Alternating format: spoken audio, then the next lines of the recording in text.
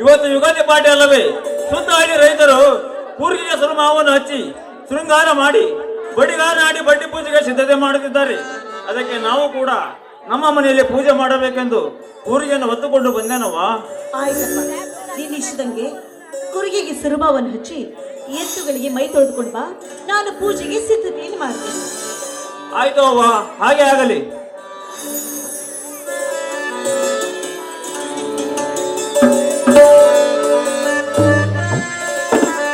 ಅಣ್ಣ, ದೊಡಮ್ಮ.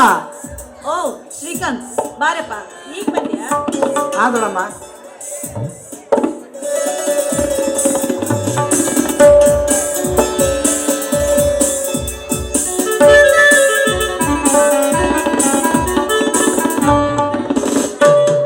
ಶ್ರೀಕಾಂತ್, ಒಬ್ಬನ ಬಂದೇನಪ್ಪ? ಅಪ್ಪ ಬರ್ಲಿಲ್ಲವೇನ? ಇಲ್ಲ ಅಣ್ಣ, ಅಪ್ಪ ಅಮ್ಮ ಇಬ್ಬರು ಕೂಡ ಬಂದರು ನೋಡಲಿ.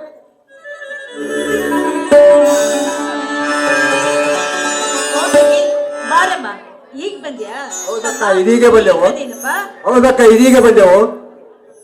ಚಿಕ್ಕಪ್ಪ, ಚಿಕ್ಕಮ್ಮ, ನೀವು 3 ಜನ ಅಷ್ಟೇ ಬಂದಿರಾ? ನನ್ನ ಮುದ್ದಿನ ತಂಗಿ ಸೀತಾ ಬರ್ಲಿಲ್ಲವೇನು? ಪ್ರಶಾಂತ, ಅವಳಿಗೆ ಕಾಲೇಜಿಗೆ ರಜೆ ಕೊಟ್ಟಿಲ್ಲಪ್ಪ. ಶ್ರೀಕಾಂತನಿಗೆ ಅಷ್ಟೇ ರಜೆ ಇತ್ತು, ಅದಕ್ಕೋಸ್ಕರ ಅವನೊಬ್ಬನ್ನೇ ಕರ್ಕೊಂಡ್ ಬಂದೆ. ಇರಲಿ ಬಿಡು ಚಿಕ್ಕಮ್ಮ. ಶ್ರೀಕಾಂತ್, ನಿನ್ನ ಕಾಲೇಜು ಮುಗಿತೇನಪ್ಪ? ಇಲ್ಲ ಅಣ್ಣ, ಇವಾಗ ತಾನೇ PUC ಎಕ್ಸಾಮ್ ಬರೆದಿದ್ದೇನೆ, ಅದು ಪಾಸ್ ಕೂಡ ಆಗಿದೆ. ಹಾಗಾದರೆ ಯಾವುದಾದ್ರೂ ನೌಕರಿಗೆ ಅರ್ಜಿ ಹಾಕಬೇಕು ತಾನೆ? ಪ್ರಶಾಂತ, ನೌಕರಿ ಎಂಬ ಶಬ್ದ ನಮ್ಮಂತ ಬಡವರಿಗೆ ಒಳ್ಳೆಯದಲ್ಲಪ್ಪ. ಈ ರೈತರ ಮಕ್ಕಳಾದ ನಾವು ಭೂಮಿ ತಾಯಿ ಮಡಿಲಲ್ಲಿ ದುಡಿದು ಅಂತ ನೌಕರಿವಂತರಿಗೆ ಅನ್ನ ಹಾಕುವ ಕೈ ಆಗಬೇಕು ವಿನ ಅವರ ಕೊಡುವ ಹಣಕ್ಕೆ ಕೈ ಚಾಚಬಾರ್ದಪ್ಪ. ಪ್ರಶಾಂತ, ನಾನು ಎಷ್ಟೇ ಹೇಳಿದ್ರು ನಿಮ್ ಚಿಕ್ಕಪ್ಪ ನನ್ನ ಮಾತೇ ಕೇಳೋದಿಲ್ಲ.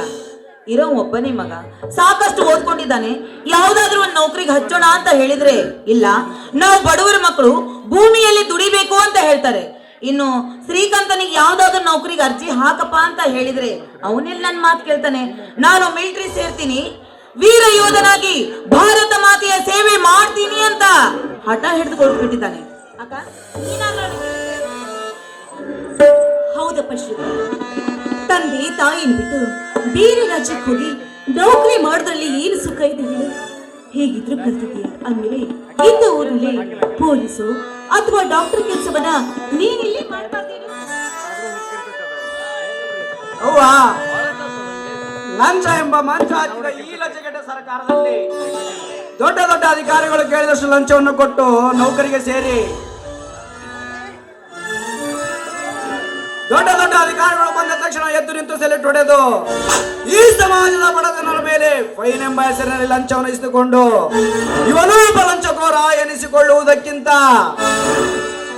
ಬಾಗಲಕೋಟೆ ಜಿಲ್ಲೆ ಬಾದಾಮಿ ತಾಲೂಕಿನ ಚಾಲುಕ್ಯರ ನಾಡು ಎಂದೇ ಪ್ರಸಿದ್ಧವಾಗಿರುವ ಚೋಳಚೋಳ ಗುಡ್ಡದಲ್ಲಿ ತಾಯಿ ಬಸವ್ವ ತಂದೆ ಬಸಪ್ಪ ಎಂಬ ನವ ದಂಪತಿಗಳ ಉದರದಲ್ಲಿ ಜನಿಸಿ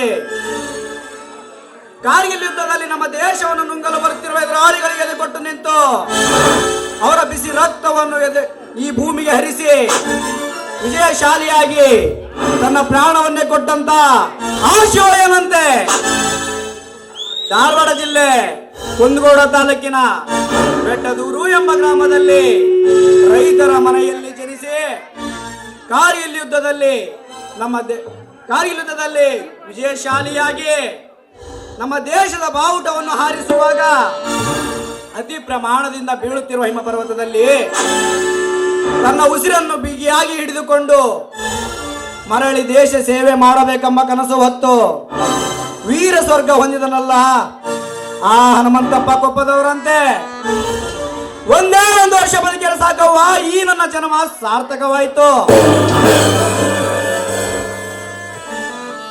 ಶಬಾಷ್ ತಮ್ಮ ಶಬಾಷ್.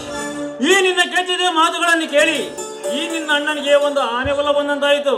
ಶ್ರೀಕಾಂತ್, ನೀನು ನೌಕರಿ ಸೇರುವುದಕ್ಕೆ ಎಷ್ಟು ಹಣ ಖರ್ಚಾದ್ರೂ ಪರವಾಗಿಲ್ಲ, ನಾನು ತಂದು ಕೊಡುತ್ತೇನೆ. ಪ್ರಶಾಂತ, ಅದು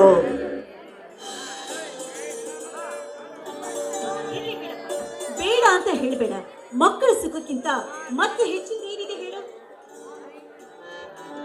ಆಯ್ತು ಅಕ್ಕ, ನಿನಗೆ ಒಪ್ಪಿಗಿದ್ದರೆ ಸಾಕು, ನನಗೆ ಒಪ್ಪಿಗಿದ್ದ ಹಾಗೆ. ಶ್ರೀಕಂಠ, ಈ ನಮ್ಮ ದೇಶ ದುಷ್ಟರ ದಬ್ಬಾಳಿಕೆಯಲ್ಲಿ ಮುಳುಗಿ ಹೋಗ್ತಾ ಇದೆ. ಅಂತ ನೀಚರ ಬಿಸಿ ರಕ್ತವನ್ನು ಕುಡಿದು ನೀನು ಭಾರತ ಮಾತೆಯ ಬಾವುಟವನ್ನು ಆರಿಸಿ ನೀನು ಗಂಡು ಹುಲಿಯಾಗಿ ಬರಬೇಕಪ್ಪ. ಈಗ ನನ್ನ ಆಸೆ. ನೋಡು ಪ್ರಸಾದ, ಭೂಮಿಯಲ್ಲಿ ದುಡಿಯುವ ಈ ರೈತರಿಗೆ ಕಷ್ಟ ಕಾರ್ಪಣ್ಯಗಳು ತಪ್ಪಿದ್ದಲ್ಲ.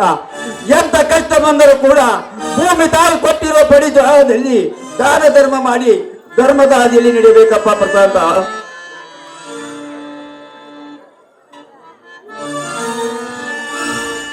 ಚಿಕ್ಕಪ್ಪ, ನಮ್ಮ ರೈತರ ಮೇಲೆ ಯಾವನಾದ್ರೂ ದುಷ್ಟ ಶ್ರೀಮಂತ ದರ್ಪದ ಬಾಳಿಕೆಯನ್ನು ಮಾಡಿದರೆ ಆ ಸ್ವಚ್ಛಿನ ಶ್ರೀಮಂತನ ಸಿರ ಕಡೆಗೆ ಹಾತುರುತ್ತದೆ ಈ ರೈತ ಹಿಡಿದ ಗಂಡು ಕೊಡಲಿ.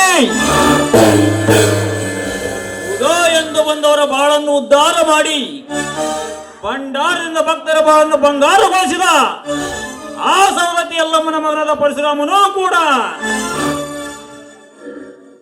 ತಂದೆ ಜಮದಗ್ನಿಯನ್ನು ಕೊಂದ ದುಷ್ಟ ರಾಕ್ಷಸ ಸಂಹಾರಕ್ಕಾಗಿ ಉಗ್ರ ಅವತಾರವನ್ನು ತಾಳಿ ಇದೇ ಗಂಡು ಗುಡಲಿಯಿಂದ ಆ ದುಷ್ಟ ರಾಕ್ಷಸರನ್ನು ಕಡಿದು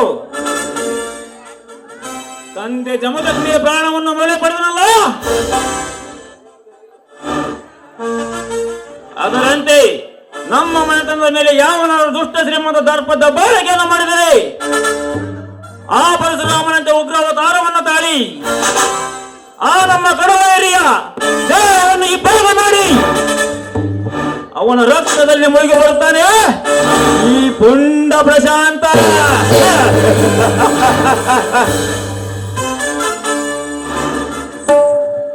ಚಿಕ್ಕಪ್ಪ, ಈ ದೇಶಕ್ಕೆ ಅನ್ನ ಹಾಕುವ ರೈತನ ಮಗ ಒಕ್ಕಲಿಗನಾಗಿ ಈ ಸಮಾಜದ ಹೆಣ್ಣು ಮಕ್ಕಳಿಗೆ ಅಣ್ಣನಾಗಿ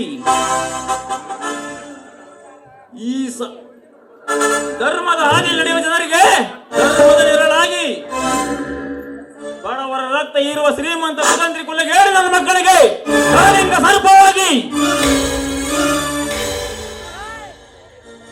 ಮುತ್ತೈದೆಯರ ಮಾಂಗಲ್ಯ ಕಾಪಾಡುವ ಮಗನಾಗಿ ಈ ಸಮಾಜಕ್ಕೆ ವಿಷಕಾರುವ ಸರ್ಪಗಳಿಗೆ ನಾ ಗರುಡನಾಗಿ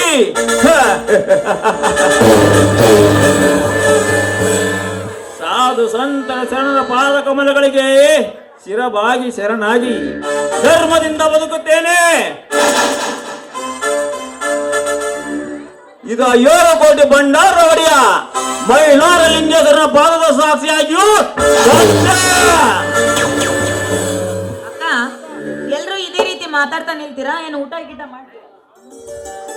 ದೊಡ್ಡಮ್ಮ, ಈ ಸಂತೋಷದ ಸಮಯದಲ್ಲಿ ಎಲ್ಲರೂ ಸೇರಿ ಒಂದು ಆನಂದ ಗೀತೆಯನ್ನು ಹಾಡೋಣ.